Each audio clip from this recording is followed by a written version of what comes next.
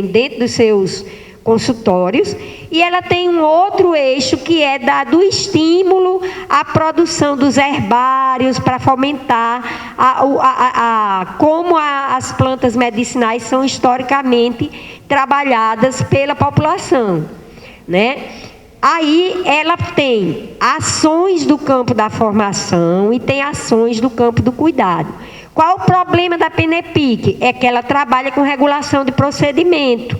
Então, por exemplo, para ela regular um procedimento de massoterapia, ela precisa, no âmbito nacional, ele só é reconhecido como um procedimento da fisioterapia. Mas o município pode criar suas leis e criar uma lei que diz que vai ter técnicos em massoterapia trabalhando. Vários municípios no Brasil já fizeram isso e já incluíram isso na sua política municipal.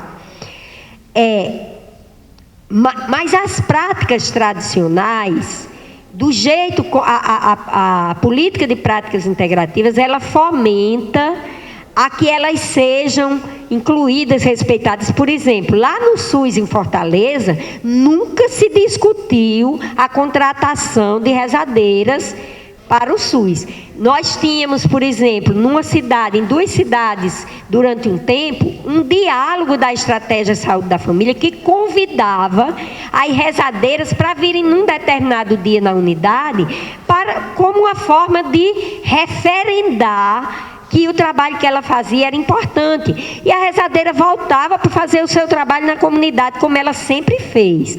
A massoterapia, não. Alguns municípios oficializaram o massoterapeuta, o técnico em massoterapia, para trabalhar no SUS. E alguns fizeram seleção, foram contratados, etc. São 2 coisas diferentes. Tem alguma Graziele aqui? Graziele? Que o marido dela ia de carona com o rapaz, ela está procurando ela. Então não está aqui. Tá. A outra coisa, aí assim, as práticas, dentro da política de práticas integrativas, tem um foco. Por exemplo, foi feita uma pesquisa e se viu que o reiki, que é uma prática de origem japonesa, mesmo não tendo sido incluída oficialmente, ela era a prática mais realizada por trabalhadores, a prática integrativa e complementar, mais realizada por trabalhadores de saúde em unidade de saúde do Brasil inteiro.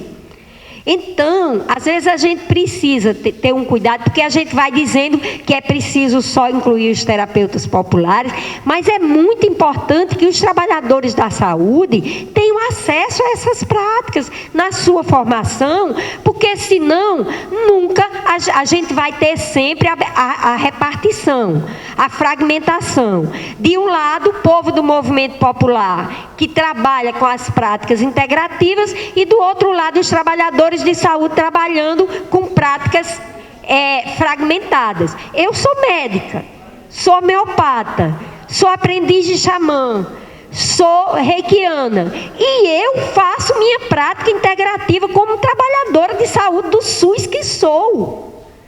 Por que é que outras pessoas não podem ter essa oportunidade? Lá no Ceará, nós investimos na formação de reiki para agente comunitário de saúde, para enfermeiro, para médico, e nós temos muita gente fazendo isso no cotidiano do SUS.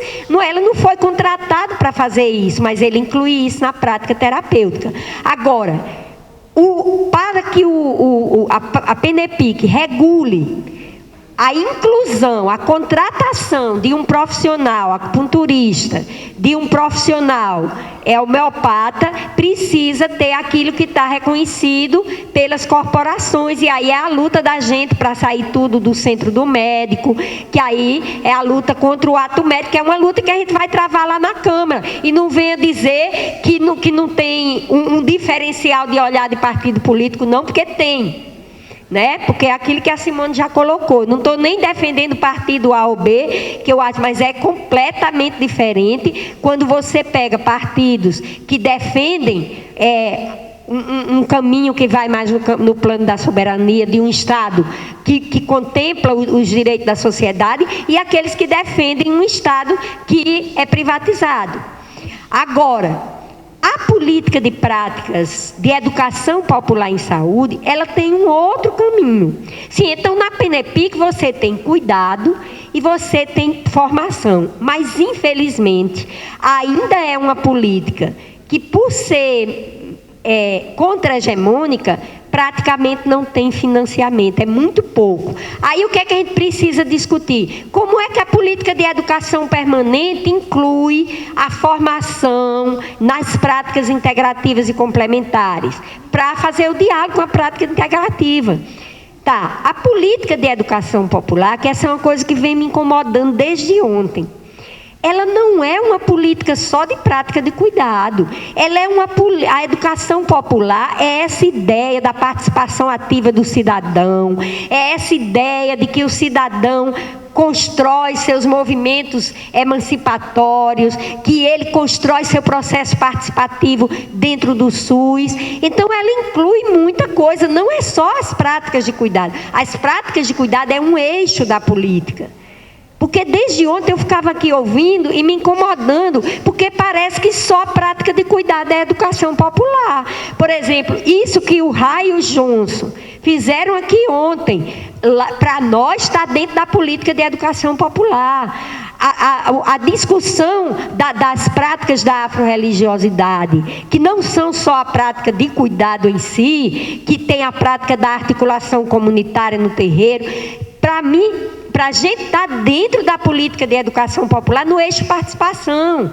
Nós temos o eixo formação, e o eixo formação não é só formação em prática de cuidado, é formação política. Nós estamos agora tendo um curso de formação política acontecendo em vários estados do Brasil como uma ação dessa política para estudantes e para atores do movimento popular. Porque antigamente, nos movimentos populares, se tinha formação política, hoje não se tem mais. Por isso que as bases, o trabalho político que se tinha nas bases de luta, de fortalecimento da luta popular, vai se fragilizando, porque aí a gente vai pensando só no nosso pedacinho.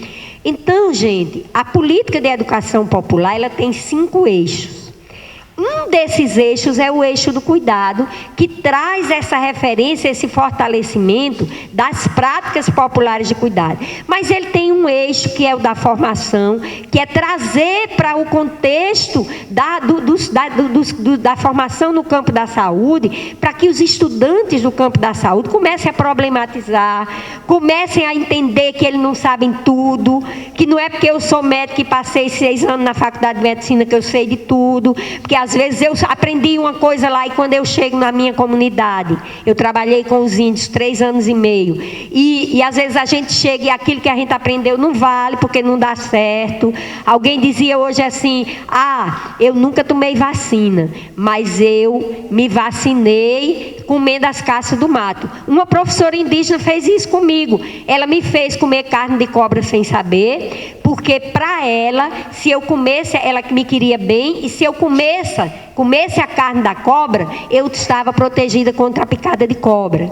E depois eu fiquei muito grata.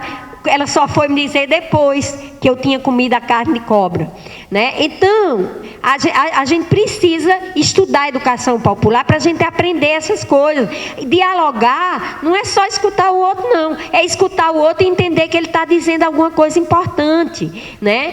A problematização não é eu ter aqui a resposta certa para o outro, não. É eu discutir, eu fazer uma pergunta que me ajuda a fazer outra pergunta e a gente ir juntos, alargando, mas ampliando o nosso olhar crítico sobre a realidade. Então, a política de educação popular, ela também inclui esses diálogos multiculturais. Por isso que o diálogo com a população negra, com a população indígena, com a população em situação de rua, com a população cigana, né? E que não está só no plano do cuidado, está nesse plano dos direitos. Entender que a população LGBT tem direito, não é, a usar o seu nome social, tem direito, se ela quiser fazer a mudança de sexo, e por aí vai.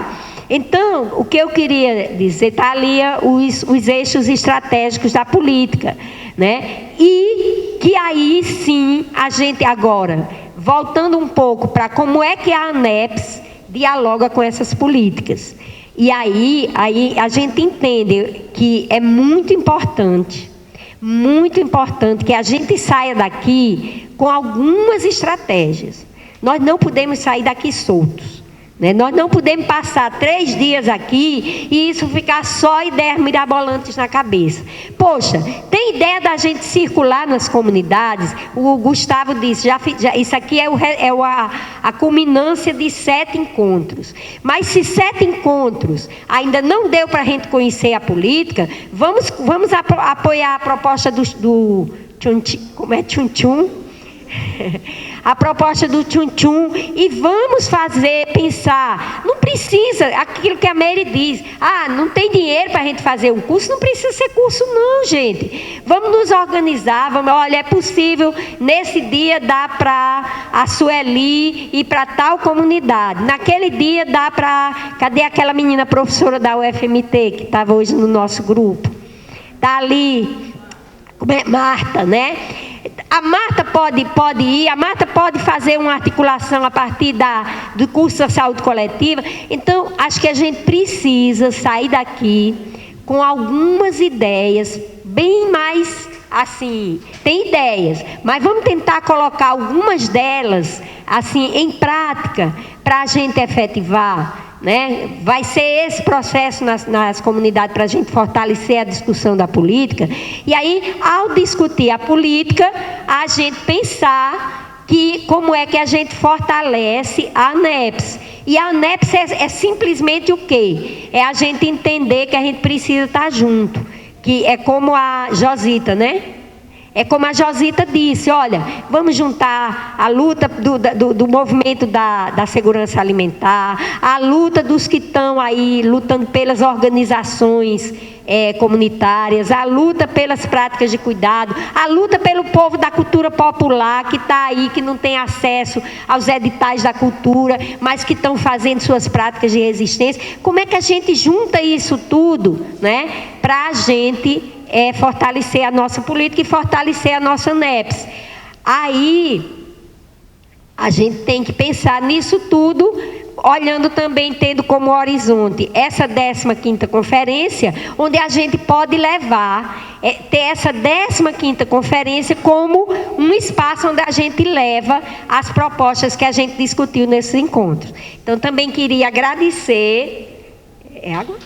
Eu queria também agradecer a vocês pelo convite para estar aqui. Na realidade, não é um convite, porque nós não viemos apenas para esse seminário, nós viemos também porque nós assumimos com o grupo daqui, a partir da Sueli,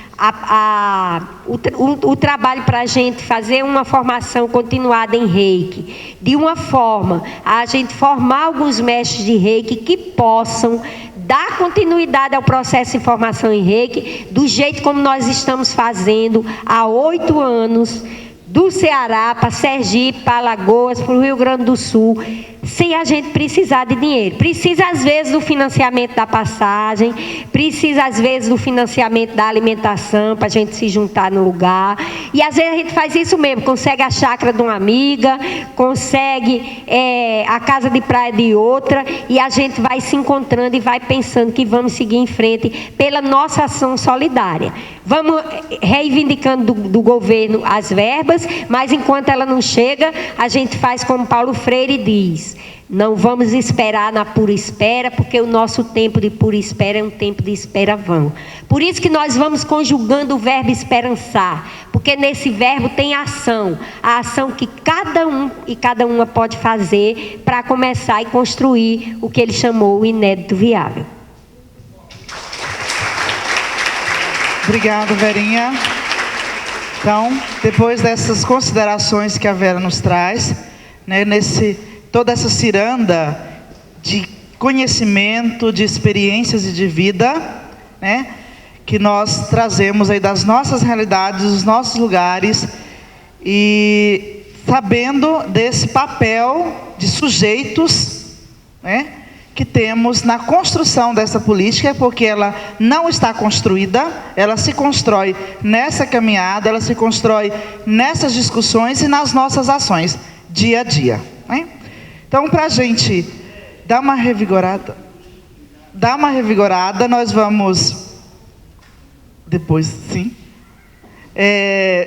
vamos já deixar a Luísa já, né, pronta aí para nos dar uma revigorada aí nos ânimos, no corpo. Mas eu peço o Zé ou o Gustavo, quem pode... tem um link, e aí nós podemos dar uma olhada no link. Zé, Gustavo... Nós vamos deixar ele projetado, e aí depois pode até tomar nota para entrar, para ter conhecimento, né, da Articulação Nacional de Educação Popular e Saúde, a ANEPS, né? Isso. E aí, tendo acesso a isso, tem acesso a todas as informações do que está acontecendo a nível nacional. Gustavo, o link é naquela página, por favor.